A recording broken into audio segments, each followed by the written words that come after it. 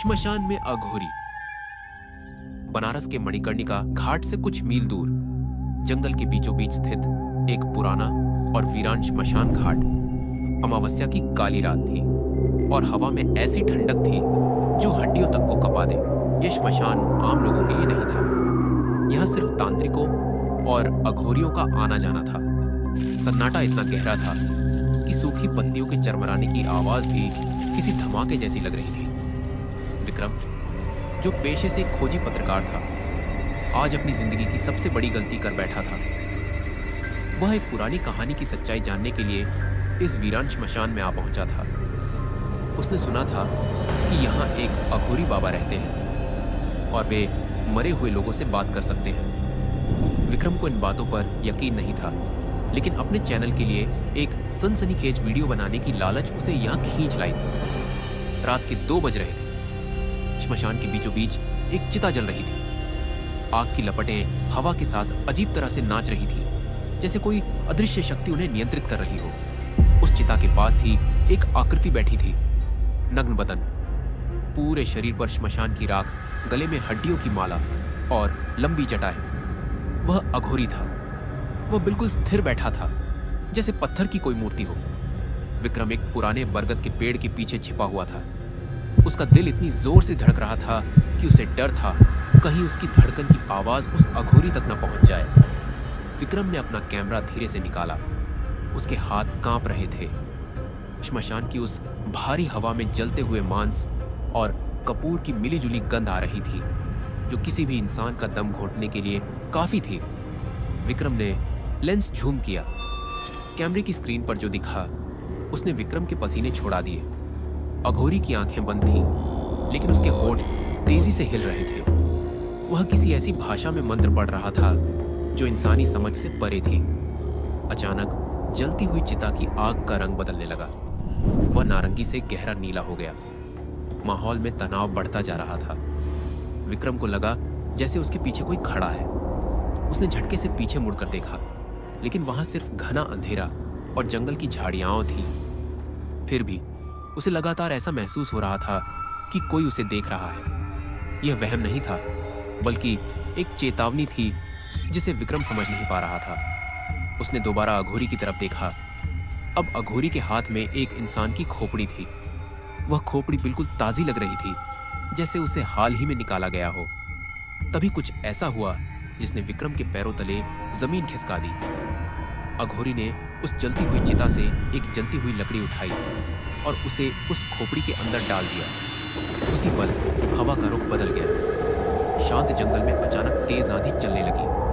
पेड़ों की डालियां ऐसे हिलने लगीं जैसे वे आपस में लड़ रही हों। विक्रम का कैमरा ब्लिंक करने लगा। स्क्रीन पर अजीब सी धारियां आने लगी और बैटरी, जो पूरी चार्ज थी, अचानक लाल निशान दिखाने लगी। विक्रम के मन में अब सिर्फ एक ही ख्याल था, यहां से भागना। लेकिन उसका शरीर जैसे लकवाग्रस्त हो गया था। डर ने उसे जकड़ लिया था। उसने देखा कि अघोरी अब खड़ा हो चुका था। उसकी पीठ विक्रम की तरफ थी, लेकिन विक्रम को स्पष्ट महसूस हुआ कि अघोरी सब कुछ जानता है। अघोरी ने अपने दोनों हाथ हवा में उठाए और जोर से एक हुंकार भरी। वह आवाज किसी इंसान की नहीं, बल्कि किसी जानवर और तूफान के मिलने जैसी थी। उस हुंकार के साथ ही चिता की आग बुझ गई। अब वहां सिर्फ घना अंधेरा था और उस अंधेरे में चमक रही थी अघोरी की लाल अंगारे जैसी आंखें। हैरानी की बात यह थी कि आग बुझने के बावजूद वहां रोशनी थी, एक मध्यम सी नीली रोशनी जो सीधे उस खोपड़ी से निकल रही थी। विक्रम ने अपनी सांसें रोक ली। उसे लगा कि अगर उसने सांस भी ली तो वह पकड़ा जाएगा। कहानी में असली मोड़ तब आया जब विक्रम ने ध्यान से उस जगह को देखा जहां चिता जल रही थी। वहां कोई लाश नहीं थी। राख के ढेर पर सिर्फ कुछ कपड़े पड़े थे। विक्रम का दिमाग सुन्न हो गया। अगर वहां लाश नहीं थी तो अघोरी किसका अंतिम संस्कार कर रहा था और वह खोपड़ी किसकी थी? तभी विक्रम के कानों में एक भारी और गूंजती हुई आवाज आई। यह आवाज बाहर से नहीं, बल्कि सीधे उसके दिमाग के अंदर गूंज रही थी। आवाज कह रही थी, जो सत्य को अपनी आंखों से देखने की जिद करता है उसे सत्य का हिस्सा बनना पड़ता है। विक्रम घबरा गया। उसने इधर उधर देखा, लेकिन वहां कोई नहीं था। अघोरी अब भी उसी जगह खड़ा था, लेकिन अब उसका चेहरा सीधे उस पेड़ की तरफ था जहां विक्रम छिपा था। विक्रम समझ गया कि अब छिपने का कोई फायदा नहीं है। वह भागने के लिए मुड़ा, लेकिन उसका पैर एक सूखी लकड़ी पर पड़ गया। कड़क की आवाज सन्नाटे में गूंज उठी। विक्रम ने पूरी ताकत लगाकर जंगल की तरफ दौड़ लगा दी। वह बिना पीछे देखे भाग रहा था। झाड़ियां से उसके कपड़ों को फाड़ रही थी, कांटे उसके पैरों में चुभ रहे थे, लेकिन वह रुकना नहीं चाहता था। उसे ऐसा लग रहा था कि परछाइयां उसका पीछा कर रही हैं। भागते भागते उसे लगा कि वह जंगल से बाहर निकल आया है। सामने सड़क थी।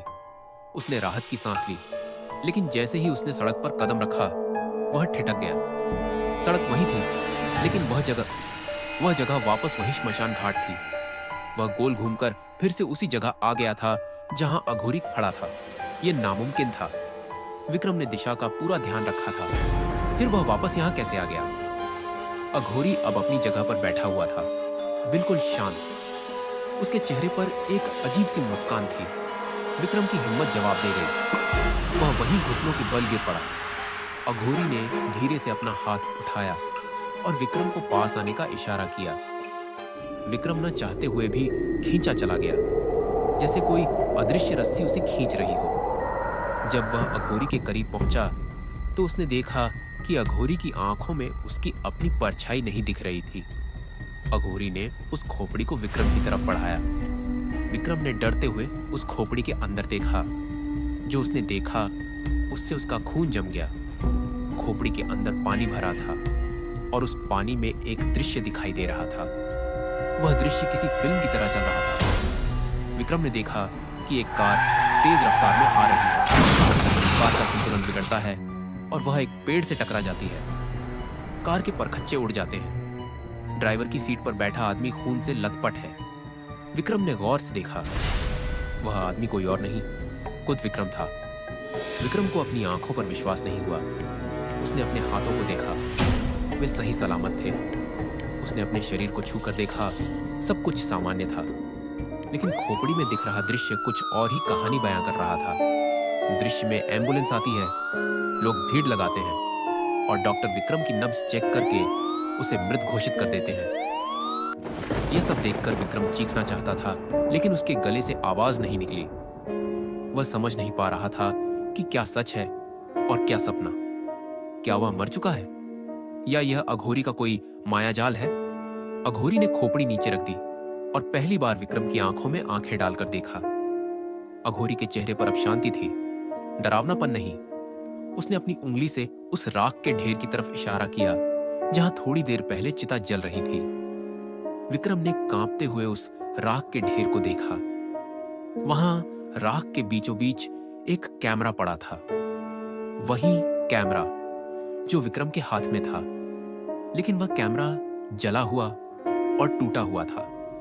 विक्रम ने अपने हाथ की तरफ देखा। उसके हाथ में अब कोई कैमरा नहीं था। धीरे धीरे उसे याद आने लगा।